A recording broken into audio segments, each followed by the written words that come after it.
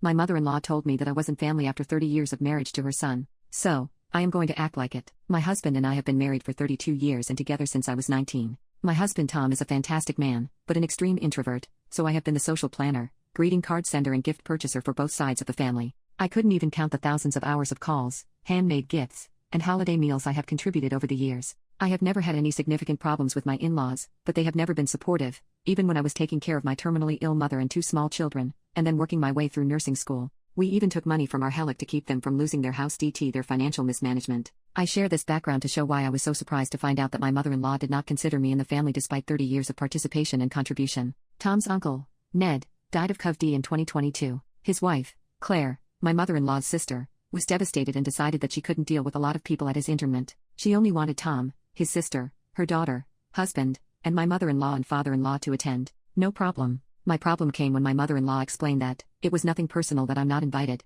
It's just because she only wants family there, and since I'm not family, of course I can't come. I chalked it up to poor wording, but for the subsequent 4 to 5 phone conversations, she kept saying nothing personal. It's just for family multiple times each conversation. She kept talking about the lovely luncheon they would have after the event I'm excluded from, which would be so lovely for the family to catch up, etc. Tom did tell mother-in-law not to refer to gatherings where I am not invited as for family only, but mother-in-law talked over him like she always does, and never registered how insulting it was. How am I not family after 30 plus years, 2 kids, and decades of effort? She wasn't mad or being vindictive. She was just calmly stating facts. She was acting like Tom is 20 years old and I am the flavor of the month, not his partner of 3 decades who saved his life and nursed him through a stroke, again without help, and all the aftermath. I was crushed. Inclusion is really important to me, and whenever I host a holiday, I make sure that friends and coworkers have a place to spend holidays and invite them to spend it at my house if they don't have other plans. Shutting someone out is one of the worst things you can do to a human. My solution? If my mother-in-law is going to treat me as my husband's +1, I'm going to start acting like it. I told Tom that all of the cards, gifts and communication with his family are here forward his job, and I will manage the same with my side of the family.